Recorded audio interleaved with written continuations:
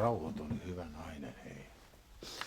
Mä rauhoitun vasta, kun sä kerrot mulle, että miksi sä valehtelet. En mä valehdellut sulla.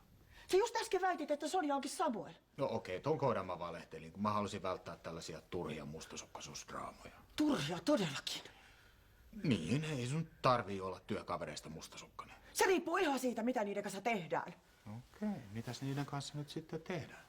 No varataan hotellihuoneita, heilutaan illat pitkät pinkissä paidassa. Joo, mä varasin hotellihuoneen Amandasta. Kyllä, mitä pahaa siinä on? No jossainhan sen on pakko nukkua. No pitikö se muuttaa just meidän naapuriin, niin että sä pääsisit paremmin tapamaan sitä sinne, niinkö? Mitä täällä oikein huudetaan? Kuuluu rappukäytävää asti. No mä huudan riemusta, kun toi sun isäs on löytänyt taas elämänilonsa, saanut sen takaisin. Nyt sillä on virtaa vaikka mihin. No mut sehän on hyvä. Niin, paitsi että se virta on tuontisähköä Afrikasta.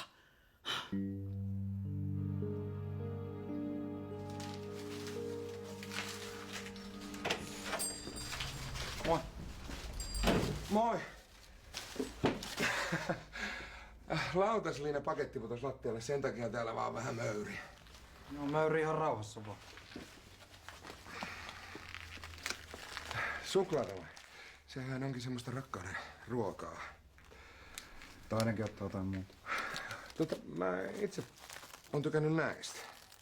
Ja eikö sulla ollut joku juttu siinä kesken? Joo, oli.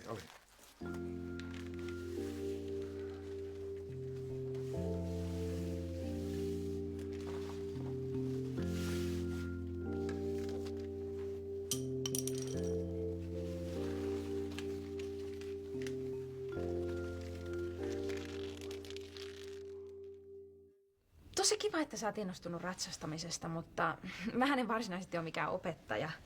No mut opetithan sä Miikaa siellä Jenkeissä. No se on vähän eri asia.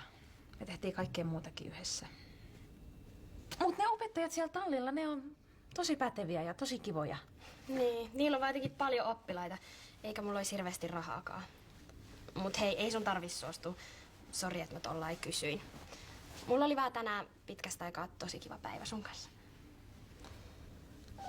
No okei, kokeillaan. Mut et sit syytä mua, jos et sä opi mitään. No en tietenkään syytä.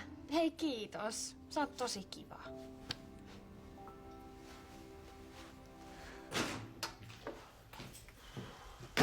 Otat sit heti nuo likaiset kengät ja housut pois.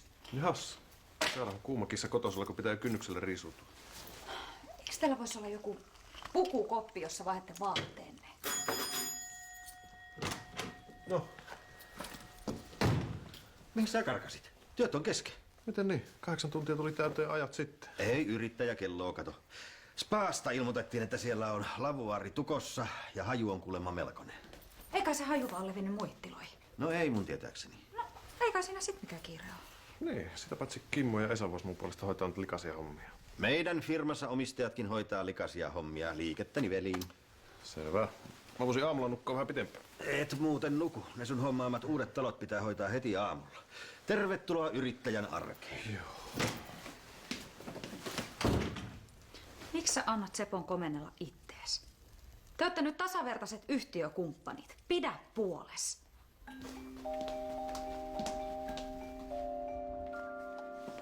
Ai, täällä on tapahtunut sillä aikaa, kun mä olin pois. Niin ja sitten kun se kollega tuli Suomeen, niin sitä piti olla koko ajan viihdyttämässä. No se nyt on ihan normaali käytäntö. Vieraille esitellään, miten yritys täällä toimii mahdollisimman tarkkaan. No niin, siis kuulit. Mä oon tehnyt täsmälleen ne samat asiat, kun mä olisin tehnyt miespuolisten kollegojen kanssa. Älä viitti. Lotrasit partavesiä ja shoppailit vaatteita. Pitihän mun edustaa. Pitihän mun näyttää ihmiseltä. Itekin kehuit tuoksua. Niin kuin en tiennyt, ketä varten se oli laitettu. Kerropa nyt ihan tarkkaan, mitä näihin edustustehtäviin sitten kuuluu. Niin just kun Heli tietää, mitä niihin pitäisi kuulua. No me käytiin illallisella. Okei, me käytiin yökerrossa, mutta siellä oli muitakin ihmisiä. Aha, mutta illallisella olette ihan kahdestaan niinkö? Niin, mitä se nyt sitten menisi? Olitte vai ette ollut? No oltiin, mutta vaan kerran. Ai niin. No ei siellä tehty mitään muuta kuin syötiin ja juteltiin. Mistä? Työasioistako? Niistäkin. Niistäkin. Kun äsken et muistanut koko illallista, mitä muuta sä oot unohtanut? Ei mitään, kun mitään ei tapahtunut.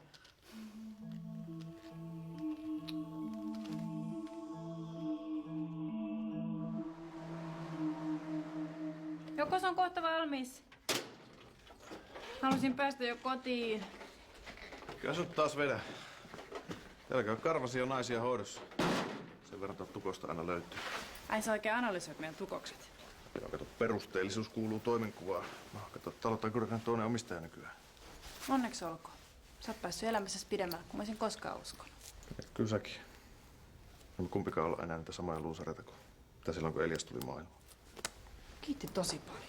Eli mä oon luuseri sen takia, että mä annan meidän pojan pois. No sori, ei. Mähän se luuseri oli, kun mä viruin vankilassa enkä pystynyt pitämään teistä huolta.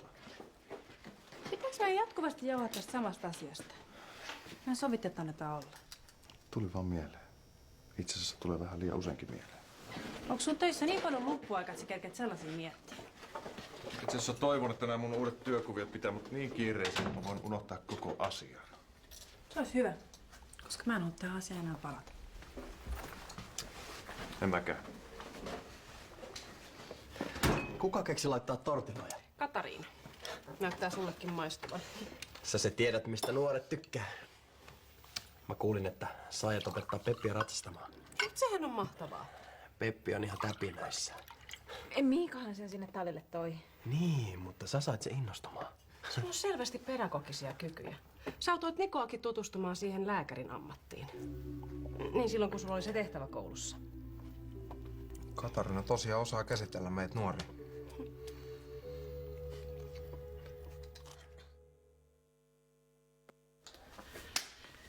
Mä menen tästä jo nukkumaan. Hyvää yötä. Hei tää. Mä taidan tehdä sulle seuraa. Seppo, tulosruudusta. Sieltä tulee vielä yksi tulos. Hyvää yötä, hyvät herrat. Mä tuun kohta perässä. Seppo, mun asiat, ne on nyt ratkennut kirjaimellisesti ihmeen kaupalla. Mitä sä nyt höpötät? Mä löysin Elsan kaupalta rahakätkön. Rahaa, sitä suorastaan satoi tukuttaa mun päälle. Ootko sä seurannut? Sitä rahaa oli siellä ilmastointiräppänässä niin paljon, että mä voin ostaa sillä Liisan osuuden kaupasta. Ethän sä sitä voi tehdä, kun ei ne ole sun rahojasi. Mutta Elsa testamenttas kaupan mulle. Ja sieltä kaupalta nämä rahat myös löytyy. Sun pitää ilmoittaa niistä uskotulle miehelle. Ne rahat kuuluu kuolinpesään.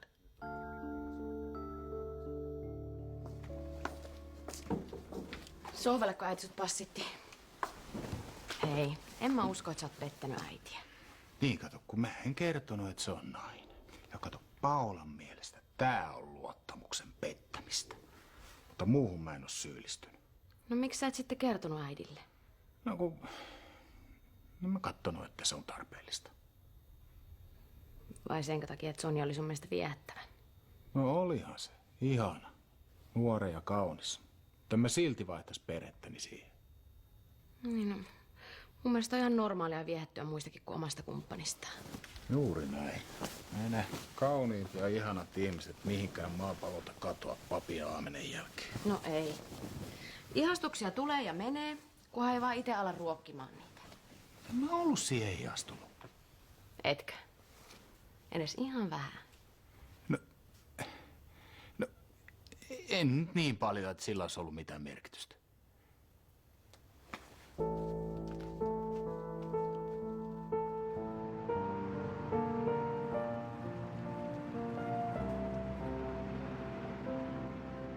Ei hyvältä näytä nämä myyntiluvut. Asiakkaat on vähentynyt. Joo, mistähän se voisi johtua? No ruokapuolesta. Meidän pitäisi lisätä valikoimaa, mutta sitähän sun äitissä ei tajua. Ehkä se on just sellainen yksinkertainen ihminen niin kuin mäkin. No ethän sä ole yksinkertainen. Sä oot sentään liikeyrityksen toinen omistaja. Niin on mutsikin. No älä nyt saivartele. Joo, mäpäs lähden moppaamaan. Eiks duunari kelpaa? No ei noissa vaatteissa. Et sä vois jättää jo noin haalarihommat jollekin muulle. Kyllä sä kuulit, mitä Seppo sanoi. Meidän firmassa omistajatkin tekee käytännön duunia. Eikö sun tarkoitus ollut kasvattaa talotaikureista sen verran suuri yritys, että sä voit itse keskittyä vaan hallinnollisiin tehtäviin? No mutta kun eihän se käy ihan hetkessä, kyllähän se varsin hyvin tiedät itekin. Jaksat sä olla kärsivällinen? No, en loputtomiin.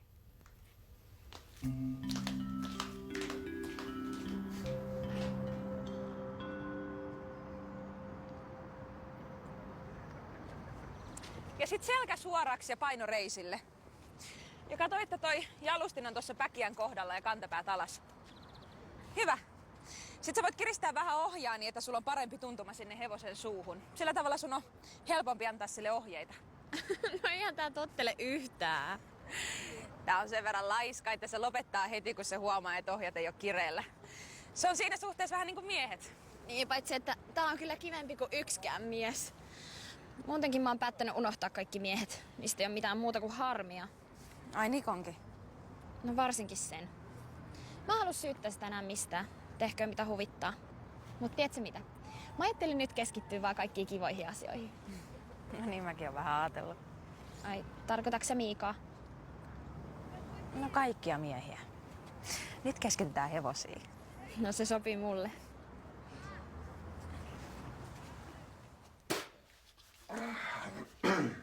Sä et tainnut paljon nukkua. Mä ajattelin koko yön niitä mun rahoja. Sun rahojas. Mä uskon, että ne rahat oli Elsan lahja mulle tuon puoleisesti. Että tollasella tarinalla ajattelet sitten vaimentaa oman tuntos äänen. No tokihan Elsa halusi, että mä toteutan Elsan toiveen ja jatkan kaupan pitämistä. Juu. Eikö susta sitten tunnu siltä? No tuntui musta miltä hyvänsä. On rikos pitää ne rahat. No eihän ne nyt mitään rikollista rahaa ole, vaan Elsan elämäntyöllään hankkimia ja mulle jättämiä. Silti ne rahat kuuluu perikunnan jaettavaksi ja sä tiedät sen oikein hyvin. Sä et sitten yritäkään ymmärtää. Miksi sun pitäisi syyllistyä rikokseen, kun sä perit kuitenkin kaiken, jos Liisaa ei löydy? Entäs jos Liisa löytyy? No sitten sulla on ainakin puhdas omatunto. Kyllä se on parasta, että annat ne rahat sinne, minne ne kuuluukin. No hyvä on. Mä soitan sille asiahoitajalle. No? Sitten kun kerki.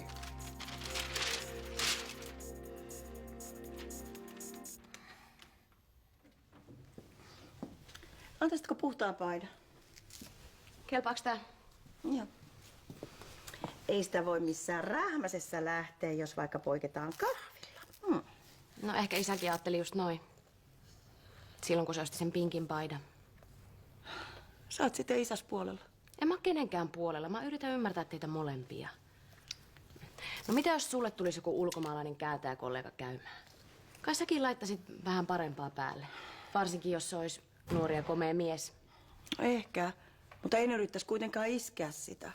No, niin kuin ei isäkään varmaan yrittänyt iskeä Sonjaa. Mä en oikeasti usko, että siitä oli ollenkaan kysymys.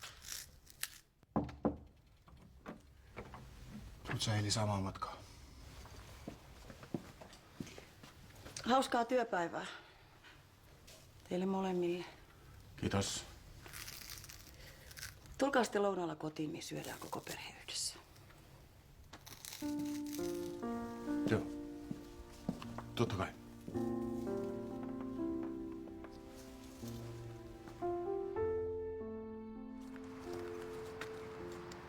Että tämmöisen työmaan meille sitten hommasit. Mitä siistinäköisiä taloja?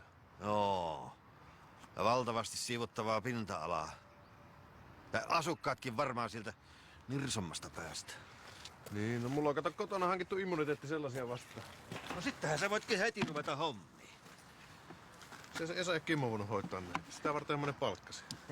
Niille riittää hommia kuule muissa kohteissa. Enkä mä kehtaa näin hienoja taloja antaa keltanokille hoidettavaksi. Samalla tavalla hänen raput mopataan oli talo mikä talo. Eikä muuten mopata, vaan entistä tarkemmin. Nehän maksaakin meille enemmän. Vaan kyllähän sinä sen tiedät, kun itse sen sopimuksen teit.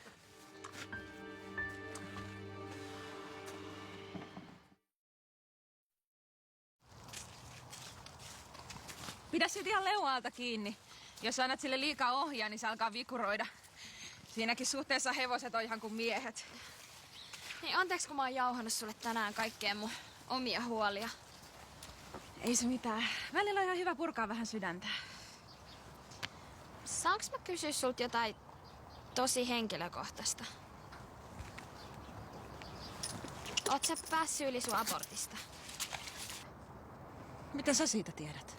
No kun meille tuli kerran Miikan kanssa puheeksi, kun mä oon joutunut kans... Se on tosi vaikea ratkaisu. Päättää toisen ihmisen puolesta. Ja aina sitä asiaa joutuu kantamaan mukanaan. Kadut sä sitä? Kun mä tein sen päätöksen, niin se oli ainoa vaihtoehto. No mut sama tilanne oli mulla. Siksi ei voikaan syyttää itteensä. Kiitos. Mistä? Noista sanoista. Mä taisin tosiaan tarvita niitä.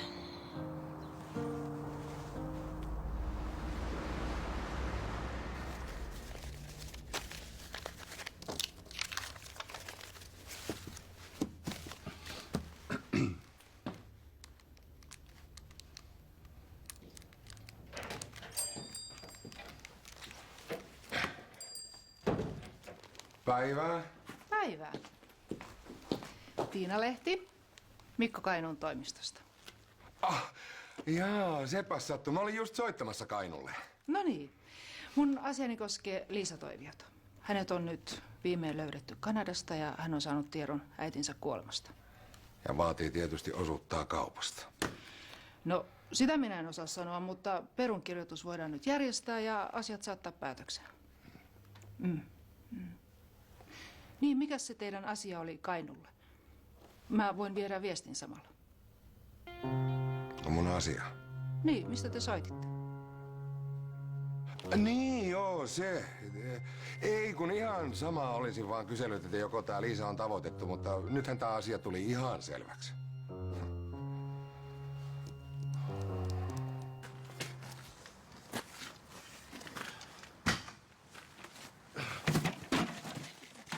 Hei! Kato ne jätkä etees. Kato itse. Se jätkä keräät noin. Kerää itse. No sovitaan, että se oli vaikka vahinko. Mut kato nyt jatkossa etees, että et jää vaikka autolla. Tuon sun romussalle mä en todellakaan haluis jäädä.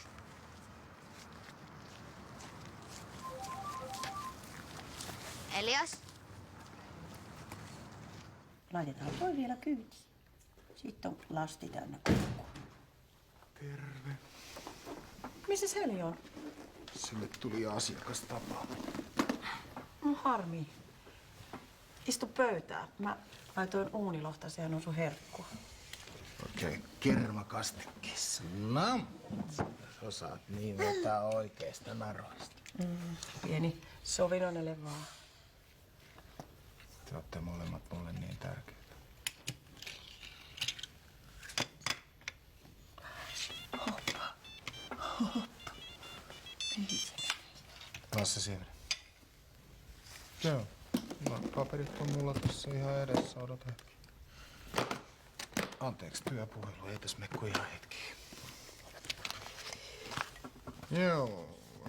Mä voin katsoa sen sulle tästä pöytäkirjasta. Otas nyt vähän. Tässähän se on. No, me käytiin illassa. Okei, me käytiin yökerrossa, mutta siellä oli muitakin ihmisiä. Niin, ei sun tarvii olla työkavereista mustasukkainen.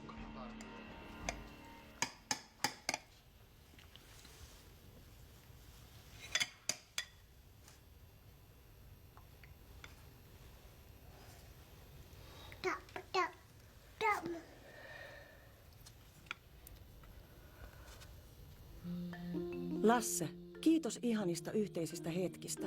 Ei kai eilinen ilta pilannut välejämme, kun vaikutit vähän oudolta. Nautin kovasti seurastasi ja odotin sinua tänä aamuna. Toivottavasti tavataan vielä joskus, Sonja.